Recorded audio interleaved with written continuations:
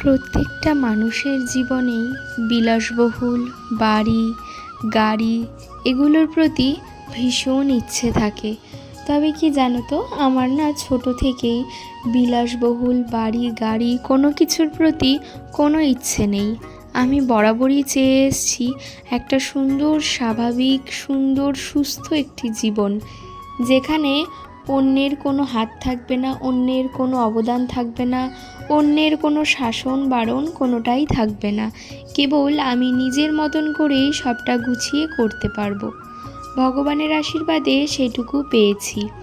নিজের মতন থাকি, যখন যতটুকু ইচ্ছে হয় ততটুকু রান্না করি, যতটুকু ইচ্ছে হয় ততটুকু বাজার করি, ততটুকুই নিজের মতন সংসারটা গুছিয়ে রাখার চেষ্টা করি। কেবলমাত্র বিলাসবহুল বাড়ি গাড়ি বিষয় সম্পত্তি হলেই যে মানুষ ভালো থাকে, এটা সবথেকে বড় ভ্রান্ত ধারণা। মানুষের জীবনে ভালো থাকার জন্য সুস্থ থাকার জন্য যতটুকু প্রয়োজন ততটুকুই যদি জীবনে থাকে, তাহলে আমার মনে হয় বিশেষ আর কিছুর প্রয়োজন হয় না। তাই আমি সবসময় যতটুকু আমার প্রয়োজন, যতটুকু আমার ভবিষ্যতের জন্য প্রয়োজন ততটুকুই চিন্তা করি। অত্যাধিক কিছু বা অত্যাধিক ইচ্ছে প্রকাশ কখনোই আমি করি না। হ্যালো এভরিওয়ান, আমি বর্ষা। আজকের আমার একটা নতুন ভ্লগে তোমাদেরকে অনেক ওয়েলকাম। আজ সকাল সকাল ঘুম থেকে উঠে পড়েছি, কারণ আজ বড্ড ব্যস্ত। এদিকে আমার কাজের দিদিকেও বলে রেখেছিলাম তুমি কিন্তু অনেক সকাল সকাল আসবে, তাই সেও অনেক সকাল সকাল কাজে চলে এসছে। দেখো এদিকে এখন ফ্রিজে ডিমটা রেখে নিচ্ছি, আর আমার যে কাজের দিদি তারও কিন্তু সমস্ত কাজ করা হয়ে গেছে, তাই সে এখন বাড়িতে চলে যাবে। আর এদিকে তার রান্নাঘরে আরেকটু অবশিষ্ট কাজ ছিল, তাই একটু গল্প করে নিচ্ছিলাম। এদিকে তো ফ্রিজে ডিমগুলো রেখেই নিলাম, আর এরপর সে কিন্তু তার বাড়িতে চলে যাবে, কারণ আমার ঘরে কিন্তু তার সমস্ত কাজই কমপ্লিট। তাই ডিমের ফাঁকা ট্রেটা বললাম তুমি নিচে গিয়ে ফেলে দিও, না হলে ওটুকু ঘরে থাকলে আবার বড্ড বেশি ঘিঞ্জিমিঞ্জি লাগবে। তারপর চলে আসলাম আমার নিজের ছোট্ট একটা রান্নাঘরে। আজ না নিরামিষ রান্না করব। আজ একটু যাব মা কালীর কাছে পুজো দিতে। সত্যি বলতে কি বলো তো, আমি মায়ের কাছে একটা জিনিস চেয়েছিলাম, আর মা আমার সেই ডাকটা শুনেছে, তাই জন্য মায়ের কাছে গেছিলাম একটু পুজো দিতে। আর কখন ফিরবো কি না বলা তো যায় না, তারপর যদি আবার বরের ইমার্জেন্সি ডিউটি পড়ে যায়, সেই জন্য সমস্ত কিছু রান্নাবান্না করে রেখেই যাব।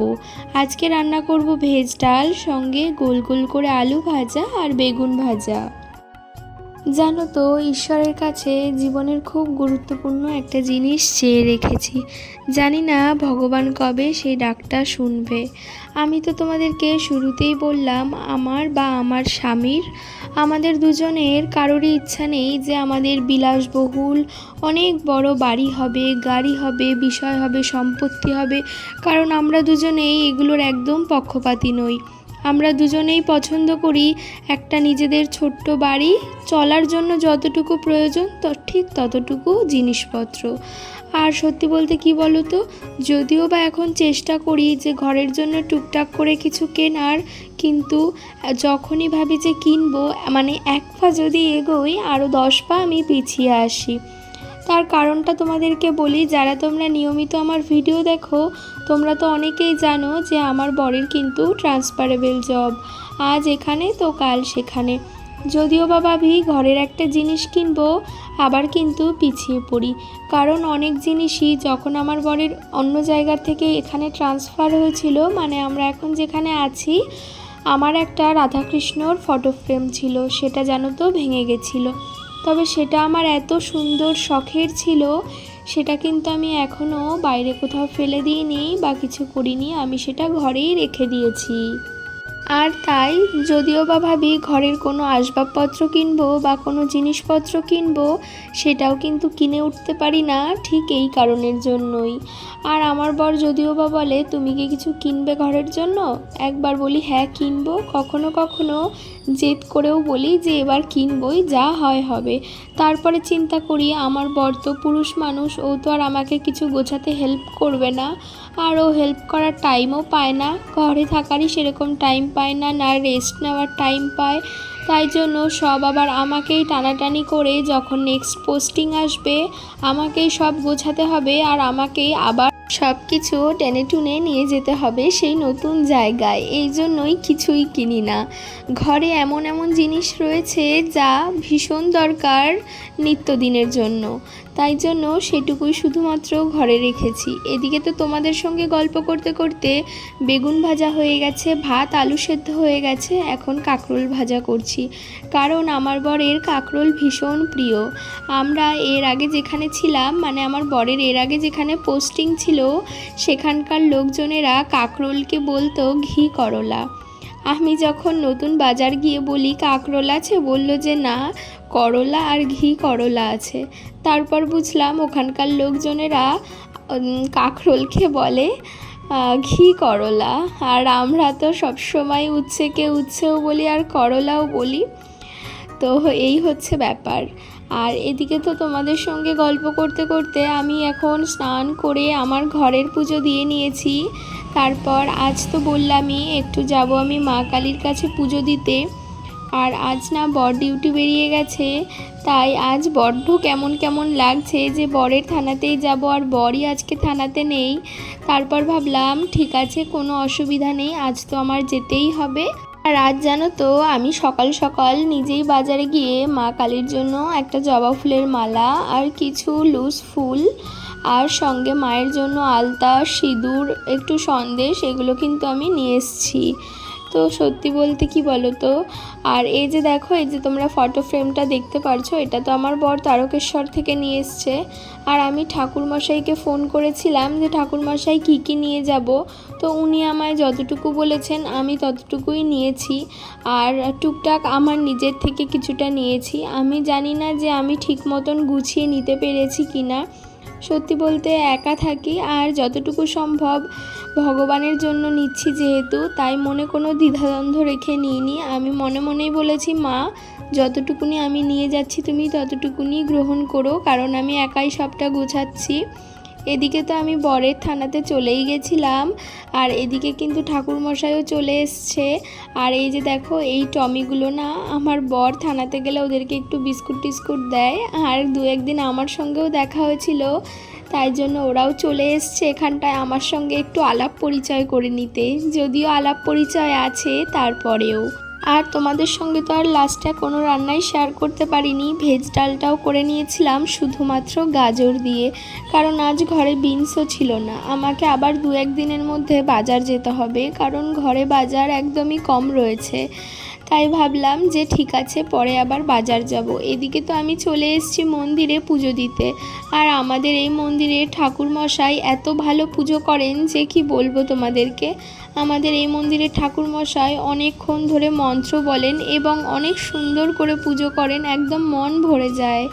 আমি এ পর্যন্ত অনেক মন্দিরেই পুজো দিয়েছি, তবে এই ঠাকুরমশাইয়ের মতন এত সুন্দর করে পুজো, এত সুন্দর করে মন্ত্র আমি খুব কম ঠাকুরমশাইকেই দেখেছি। উনি এত ভালো পুজো করেছেন, আমার মন ভরে গেছে। আর তার সঙ্গে আমি মায়ের কাছেও অঞ্জলি দিয়েছি, সাথে বাবা ভোলানাথের কাছেও অঞ্জলি দিয়েছি। শুনেছি নন্দী মহারাজের কানে কানে কোনো কথা বললে সেটা নাকি ফলে যায়। আমি তো নন্দী মহারাজের কাছে বলে এসেছি, জানি না ঠাকুর কবে আমার সেই ডাক শুনবে। তোমরা সবাই আশীর্বাদ করো যেন খুব তাড়াতাড়ি আমি ভগবানের কাছে যেটা চেয়েছি সেটা যেন আমি পেয়ে যাই।